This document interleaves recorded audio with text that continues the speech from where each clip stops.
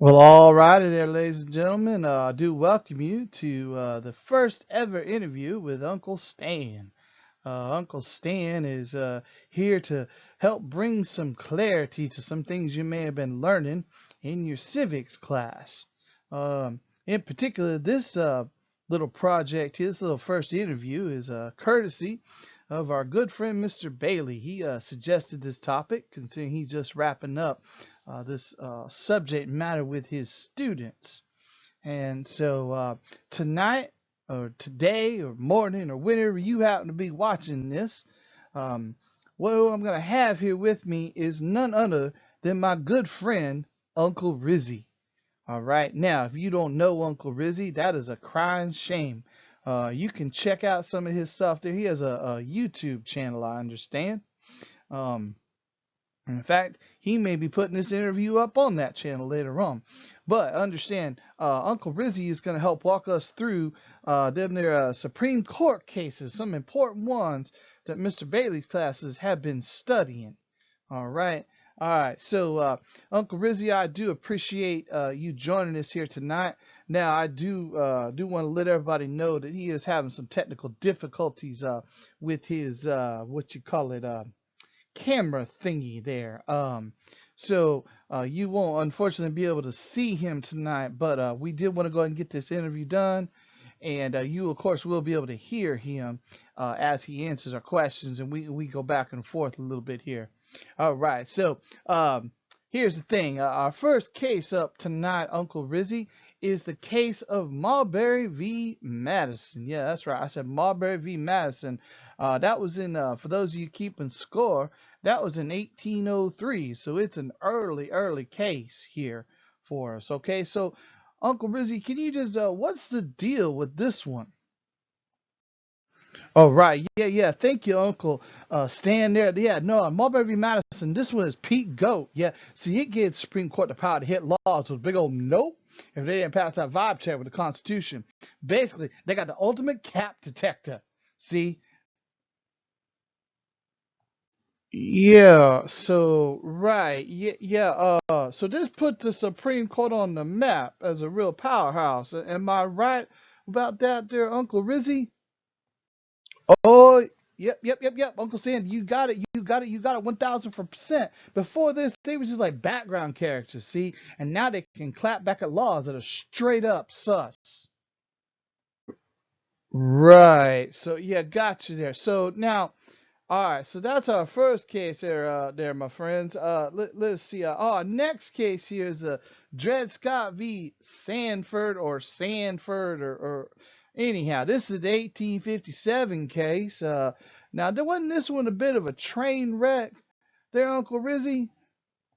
Oh yeah, you know it. See, here's the thing. Here's the biggest tell of all time. The court basically said black people weren't even citizens, man, and Congress couldn't ban slavery. The ruling was straight up cursed. It helped speed run that Civil War.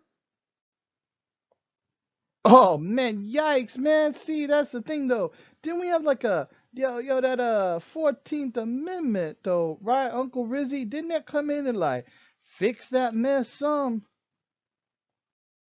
Yep, that was a hard reset. See, what it says, if you were born in the U.S., you were a citizen, full stop. Major W for human rights. That's right. Yeah, I swear he's talking English, but I don't know how to. I mean, yeah. So, yes, sir. There. Sorry, Uncle Rizzy. Yep. So, now there were other bad takes by the Supreme Court. I remember we sometime we learned about Plessy v. Ferguson in 1896. Didn't that give us like segregation laws and this all kinds of bad stuff, right? Yeah. See, they really said separate but equal is valid. Hard cringe on that one. No, man, that really flopped so bad it aged like unrefrigerated milk. Yeah, but now Uncle Rizzy, that wasn't the end of the story. Now, was it? I mean, didn't we have a Brown v. Board of Education in 1954? Didn't that clean this mess up some? Oh, for sure. See, like the court was like segregated schools. Yeah, that's a no. Yeah, see, the case started dismantling segregation and was a major W for equality. Well, no doubt that was a huge moment in for the country, but we do have another next case there we need to look at is I believe Gideon v. Wainwright. Didn't that have something to do with a lawyer or some kind of thing? That was that case in something you said in like 1963, so like 10 years almost after the Brown decision. Is that right? Oh yeah, for sure. This was all about being a lawyer, having a lawyer rather. See, before this, if you couldn't afford a lawyer, you was just cooked. Now the court said, nah, that's bogus. Now everyone gets a public defender if they need one. Massive W for justice. Yeah. Man, so yeah, that seems like that one's a bit of a game changer. But our next case really does up the game, I believe. So yeah, so that one I believe was the oh, what was it called? Oh, yeah, yeah. That was the Miranda v. Arizona case. Okay, G- give us a what's the rundown on that one there, Uncle Rizzy? Oh yeah, this big game changer. See, this is before this one, people was getting all finessed by the cops because they didn't know their rights. See, now if you got arrested, now they have to tell you things like you have the right to remain silent, or you have a right to a lawyer, things like that. No more of this accidental self snitching stuff that was going on. Oh, that right. That's how we did in the TV shows. They talk about that. You have the right to remain silent. See, I like that Law and Order. I've been watching that a long time. Yeah, I like that show. Yeah, yeah. Doom doom. Yeah, that doom doom. These are their stories. And oh yeah. Anyhow, yeah, yeah, yeah, yeah. So we got another case in the 1960s. We need to take a look at there, Uncle Rizzy. This one's Henri Galt, or it looks like it says Henri Galt, but it's more like Henri Galt. Anyhow, Uncle Rizzy, you break it down for us. Yeah, see, this case is all about the kids not getting played by the system anymore. This case comes down in 1967. Before that, they could throw minors in the legal deep end, like protections there. See, and the court was like, nah, kids need a fair trial too. Another big W for justice in the 1960s. Well, yeah, it does sound like the 1960s was full of all kinds of change there. I've heard that, in studying history, there's a whole lot of other changes that happened in the 1960s.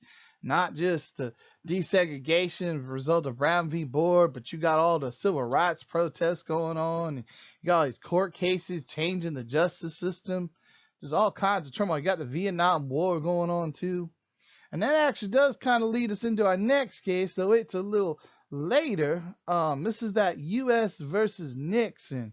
This has something to do a little bit about that presidential power and executive privilege. Am I right? Oh, you ain't kidding there, Uncle. Stand down. See, this one's all kinds of messy. See, what happened was Nixon tried to gatekeep takes of his shady business, and what he'd been doing, the court was like, nah, man, drop the receipts. Lesson learned.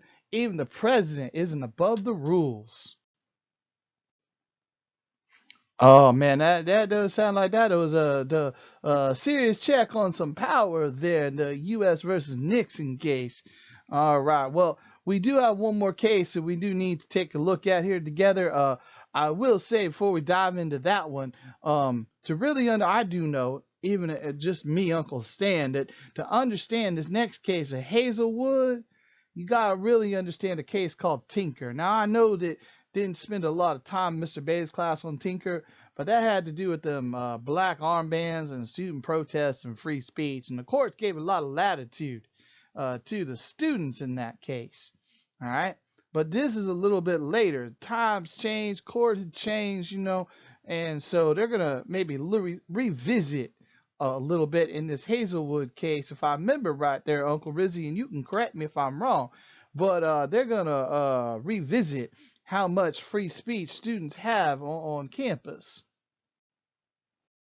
Oh yeah, you got this right there, my buddy Uncle Stan. So see, here's what's happening. See, students thought they had first full amendment rights at school, particularly after that whole Tinker ruling. But see, the court said, hold up. It said schools can't edit the student newspaper if the content ain't vibing with their brand. Free speech, yeah, but with asterisks. Yeah, it sounds like schools have a lot more control than maybe we think sometimes over the that their free speech thing there, especially with students and things like that. Low key, yeah. See, though, here's the thing: students still got rights. It's just about knowing for them where the line is, right? So you don't cross the line.